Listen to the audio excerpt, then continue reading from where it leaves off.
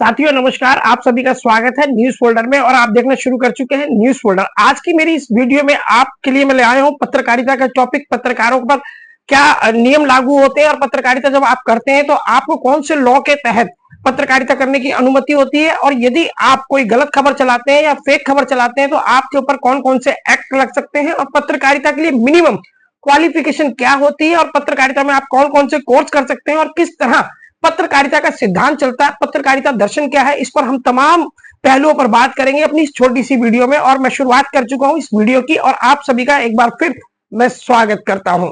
दोस्तों, पत्रकारिता एक जिम्मेदारी भरा कदम है, जहां एक ऐसा काम कि जिससे हजारों लाखों करोड़ों लोग प्रभावित होते हैं। पत्रकारिता ही समाज को दिशा देने का काम करती है और करती आई है। और इसकी शुरुआत कहां से हुई? दोस्तों, भारत में पत्रकारिता की शुरुआत की एक ब्रिटिश नागरिक के द्वारा। उन्होंने जेम्स अगस्त हिक्की जो थे, उन्होंने हिक्की बंगाल गजट के नाम से 1780 में एक अखबार शुरू किया और महज 2 सालों में ही इस अखबार को बंद करना पड़ा, क्योंकि ब्रिटिश सरकार को लगता था कि ये अखबार ब्रिटिश सरकार की नीतियों का विरोध करता है। उन्हें लगा कि ये अखबार हमारे खिलाफ लिखता है, इसलिए इस अखबार को महज 2 साल के भीतर बंद करना पड़ा। इसके बाद आप जानते हैं कि आपने पढ़ा होगा इतिहास में, राजा राम मोहन राय एक ऐसे रिफॉर्मर के रूप में जाने जाते रहे, जहां इतिहास में उनका नाम सुनहरे अक्षरों में लिखा जाता है।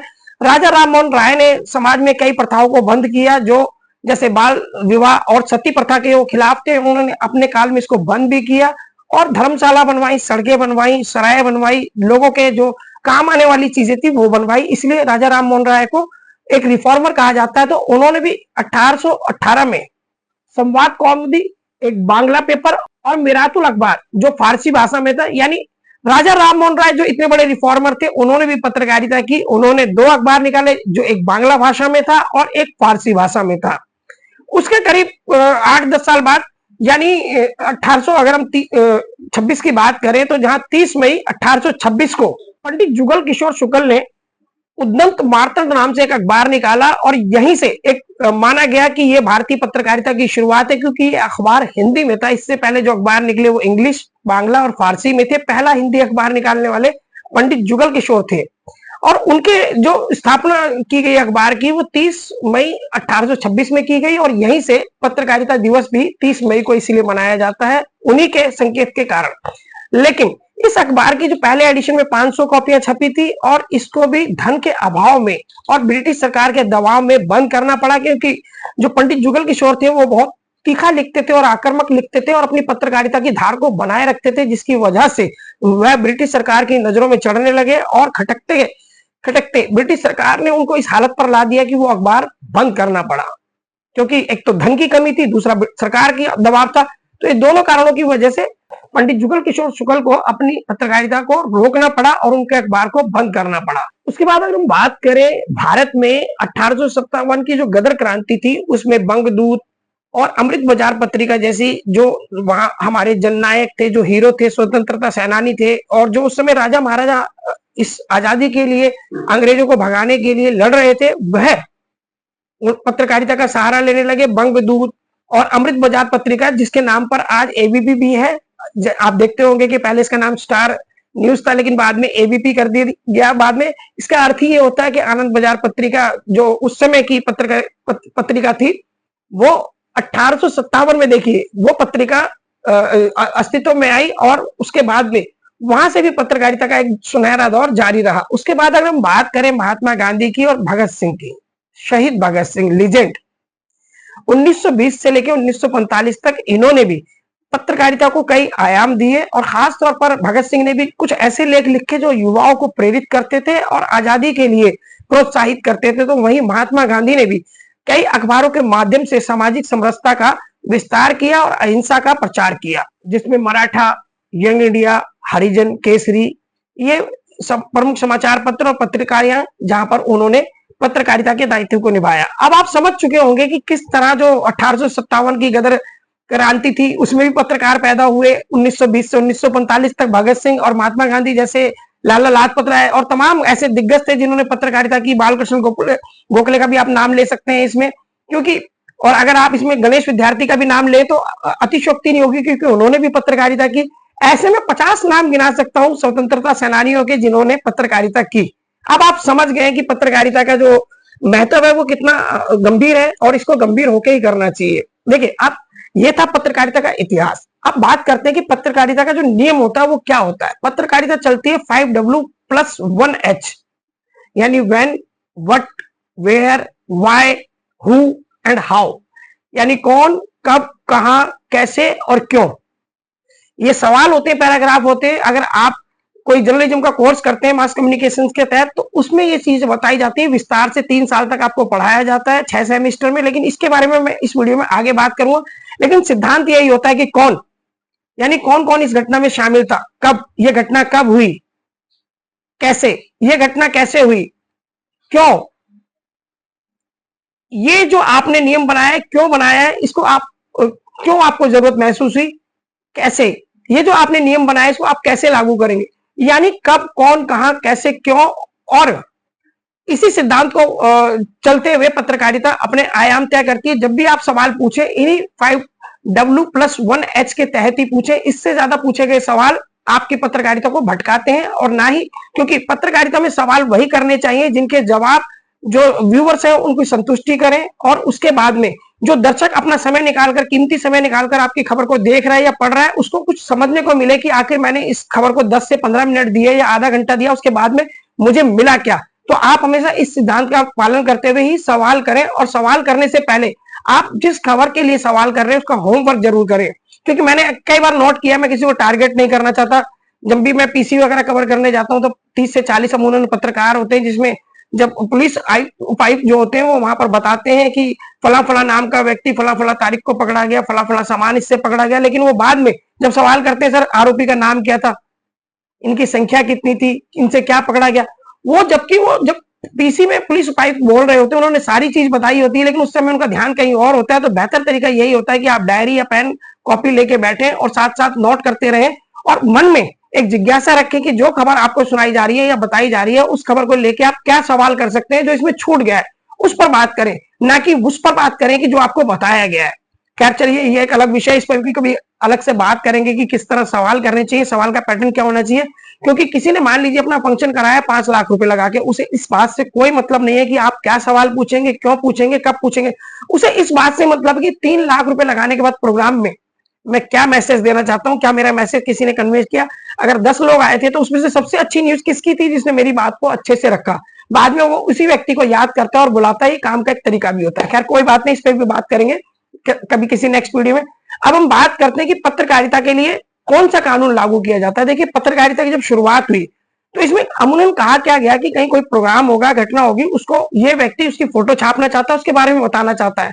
तो सरकार ने इसके लिए अलग से, उस समय ना तो कोई प्रेस काउंसिल वगैरह थी जो गठित थी जिसके नियम कोई लागू किए जाते। उस समय लॉ था 19A, यानी अभिव्यक्ति की आजादी, उसे ही प्रेस का कानून मान लिया गया, या यूं कहें कि प्रेस के ऊपर थोप दिया गया। दोनों में से कोई भी अतिशयोक्ति नहीं होगी।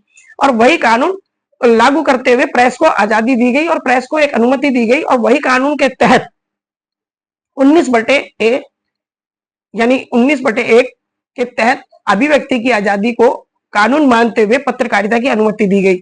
लेकिन उसकी सीमाएं बांधने के लिए 19/2 यानी 19/B भी अप्लाई किया गया। यानी आपको छूट तो दी गई है, लेकिन इतनी छूट नहीं दी गई कि आप देश के खिलाफ विद्रोह फैला सकें, या आप कुछ इस तरह की खबरें दे सकें कि जिससे समाज में भ्रांति फैले और समाज में जो है आपस में द्वेष फैले और नफरत फैले, या आप किसी तरह की कोई फेक खबर प्रसारित कर सके। इस तरह की छूट आपको नहीं दी गई। हालांकि खबर करने की आपको छूट दी गई, लेकिन फेक खबर करने की आपको छूट नहीं दी गई। 19/2 में ये पाबंदी लागू की गई। अब दोस्तों सवाल आता है कि आपकी कम से कम पढ़ाई कितनी होनी चाहिए अगर आप पत्रकारिता के क्षेत्र में हैं। दोस्तों, पत्रकारिता के लिए फ्रीलांसर या एक नॉर्मल स्टिंगर पत्रकार बनने के लिए आपके पास कम से कम 12वीं पास होना जरूरी है। आप किसी भी विषय में 12वीं कर सकते हैं, मैथ, साइंस या आर्ट्स। और यदि आपको एंकर, प्रोफेसर या इससे अपर क्लास में जाना है तो आपके पास ग्रेजुएशन होनी चाहिए। 12वीं के बाद आप जर्नलिज्म डिप्लोमा कर सकते हैं, 1 साल का कोर्स होता है वो। और 12वीं के बाद यदि आपको एक रिपोर्टर से ऊपर आगे आना है तो आपके पास BJMC की डिग्री होनी चाहिए जो 3 साल की होती है। और यदि आप और इसमें ज्यादा परिपक्वता चाहते हैं तो आपके पास MJMC यानी master journalism of mass communication में एक 2 साल की डिग्री होती है, 12वीं, उसके बाद 3 साल बीजीएमसी, फिर 2 साल की एमजीएमसी की डिग्री होना अनिवार्य है। और कम से कम पत्रकार होने के लिए आपको 12वीं पास होना अनिवार्य है। ये एक अलग अपवाद है कि आप कोई अखबार निकालते हैं तो उस वक्त आपसे आपकी पढ़ाई नहीं पूछी जाती, लेकिन कई बार जब कानूनी दाव पेच में फंस जाते हैं तो जानकारी के मुताबिक यही बताया जाता है कि कम से कम आपका 12वीं पास होना अनिवार्य है, ताकि आप खबर को लिख सकें, समझ सकें, देख सकें। क्योंकि एक दौर था कि जब कम पढ़े लिखे लोगों ने भी पत्रकारिता की, लेकिन उस जमाने में भी ज्यादा पढ़े लिखे लोगों ने पत्रकारिता की, तो ये अपवाद पहले भी थे और आज भी है। दूसरा, अगर आप चाहते हैं कि आप स्वतंत्र पत्रकार बने तो आप किसी जो एजेंसियां हैं उनके लिए आप ब्लॉग लिख सकते हैं, उनके लिए आप न्यूज लिख सकते हैं एज ए सिटीजन, और उसके बाद में आप उनसे अपनी खबरों को प्रकाशित जो की गई है उनका डाटा रख सकते हैं। डाटा रखने के बाद में आप बहुत सारी ऐसी संस्थाएं हैं जहां पर जाके अपने आप को स्वतंत्र पत्रकार घोषित कर सकते हैं, और ये आपको कानूनन छूट भी है कि आप स्वतंत्र पत्रकार बन सकते हैं। इसमें किसी प्रकार की बाध्यता नहीं है। स्वतंत्र पत्रकारिता का अर्थ क्या होता है कि आप पत्रकारिता करते हैं और 4 लोगों को आप खबरें भेज देते हैं, जिसको अच्छी लगती है वो लगा देता है, जिसकी समझ में नहीं आती है वो नहीं लगाता। यही एक स्वतंत्र पत्रकारिता है। दोस्तों, अब आपने समझ लिया कि इसके लिए क्या क्वालिफिकेशन चाहिए और स्वतंत्र पत्रकारिता के लिए आपको क्या करना होगा। अब बात करते हैं कि एक्ट की। अगर आपने कोई गलत खबर चलाई या दिखाई तो कम से कम आपके लिए 2 वर्ष की सजा, जुर्माना, या 2 वर्ष की सजा और जुर्माना दोनों भी है। ये किस एक्ट में, ये भी मैं आपको बता देता हूं। दोस्तों, आईपीसी की धारा 499 और 500 यह पत्रकारों पर लागू होती है यदि उसने कोई झूठी खबर दिखाई या किसी की छवि खराब करने की कोशिश की या किसी के सम्मान को उसने ठेस पहुंचाई गलत खबर दिखाकर, सही खबर नहीं गलत खबर दिखाकर। तो इसके लिए 2 वर्ष की सजा या जुर्माना, या 2 वर्ष की सजा और जुर्माना दोनों हो सकते हैं। अब बात करते हैं आईपीसी की धारा 153 की। किसी समुदाय, जाति, धर्म या कम्युनिटी के खिलाफ अगर आप कोई भड़काऊ खबर दिखाते हैं जिससे समाज में द्वेष फैलता है और उस खबर का कोई आधार भी नहीं है, तथ्यहीन है, तब आप पर धारा 153A के तहत कार्रवाई की जा सकती है, जिसे भड़काऊ रिपोर्टिंग भी कहा जाता है। यही हाल आईपीसी की धारा 505 में है, जहां समाज में अलग अलग वर्गों के लिए जो सामंजस्य बना रहना चाहिए उसको खराब करने की यदि आप कोशिश करते हैं, किसी तरह की भड़काऊ रिपोर्टिंग करते हैं जिसका असर सभी समुदायों पर पड़ता है, यानी पूरे समाज पर जिसका असर पड़ता है, उसके लिए आईपीसी की धारा 505 के तहत आपकी पत्रकारिता और आप पर कार्रवाई की जा सकती है। आईपीसी की धारा 228A ये गंभीर है, इसको आप थोड़ा समझ लें कि यदि आप किसी बलात्कार पीड़िता की खबर करते हैं तो उसका नाम, उसका पता, उसके परिवार की पहचान, उसकी पहचान, उसके संस्थान की, स्कूल की आदि की किसी तरह की आप ऐसी पहचान करते हैं जो सीधी पीड़िता से जुड़ी होती है, तो इस पर आपके खिलाफ कार्रवाई की जा सकती है 228A आईपीसी में। और मैं आपको एक चीज और कहूंगा कि अब जैसे पॉक्सो जैसे कानून आ चुके हैं, तो इसमें हुआ क्या है कि कुछ गाइडलाइन आ गई हैं, तो बेहतर होगा कि आप कहीं जाके किसी एनजीओ के तहत या किसी संस्था के तहत आप जाके वहां जो बाल आयोग के सदस्य होते हैं वो वर्कशॉप ऑर्गेनाइज करते हैं, आप वहां जाके क्लासेस लें, 2 से 3 घंटे की क्लास होती है, तो उसमें चाइल्ड के जो राइट्स हैं वो आपको पता लग जाएंगे और वहां खबरों को कैसे करना है वो भी आपको पता लग जाएगा। क्योंकि इसमें रोज एक नई गाइडलाइन आ चुकी है। तो मैं तो पहले ऑलरेडी 2-3 वर्कशॉप कर चुका हूं, उसके बावजूद भी मैं आपको यही सलाह दूंगा कि आपको ये करनी चाहिए और उसका सर्टिफिकेट जरूर आप हासिल करें। अब इसमें इंफॉर्मेशन एंड टेक्नोलॉजी एक्ट 2000 भी जुड़ चुका है, जिसको लेके डिजिटल एक प्लेटफॉर्म है जो आप कार्रवाई की जा सकती है तमाम तरह की गतिविधियों के लिए। अब ओटीटी की अगर हम बात करें तो 2021 में इसको लेके भी एक नियम बनाया गया है और जो इम्प्लीमेंट किया गया है डिजिटल न्यूज प्लेटफॉर्म रूल्स 2021 इसको बनाया गया है, क्योंकि ओटीटी भी अब चलन में है और इसको लेके भी गाइडलाइन तय की गई है ताकि यहाँ भी कोई ऐसा जो है कंटेंट ना आ सके जिसको लेके समाज में द्वेष फैले या अश्लीलता फैले। इस तरह की कार्रवाई की जा सकती है। दोस्तों, कार्रवाई की बात तो हमने कर ली, हम बात करेंगे विशल ब्लोअर संरक्षण अधिनियम की, जिसके तहत ये बात आती है कि यदि कोई पत्रकार भ्रष्टाचार से जुड़ा संबंधित कोई खुलासा करता है तो उसको सुरक्षा प्रदान की जा सकती है। मैं आपको बता दूं कि महाराष्ट्र और छत्तीसगढ़ में पत्रकार सुरक्षा कानून लागू किया गया है, बाकी राज्यों में विचार किया जा रहा है, इसको लागू किया जाना चाहिए ताकि जो पत्रकार और ज्यादा निर्भीक और सुरक्षित होकर एक अच्छे माहौल में पत्रकारिता कर सके। तो दोस्तों, ये तमाम चीजें मैंने आपको बताई कि पत्रकारिता का इतिहास क्या है, पत्रकारिता के लिए शिक्षा क्या है और पत्रकारिता के लिए कौन कौन से एक्ट है और कौन कौन सी आपको जो है अधिकार है, वो तमाम पहलुओं पर मैंने बात की। फिर भी कुछ छूट गया है और कुछ आप जानना चाहते हैं तो मुझे कमेंट बॉक्स में जरूर बताइएगा।